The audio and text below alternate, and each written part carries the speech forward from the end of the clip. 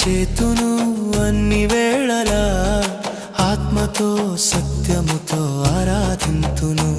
నా ప్రాణ ప్రియుడు యేసయ్యకు, నన్ను కన్న తండ్రి నా యేసుకు.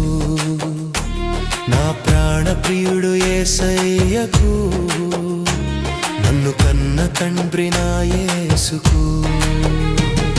స్తుతిస్తూ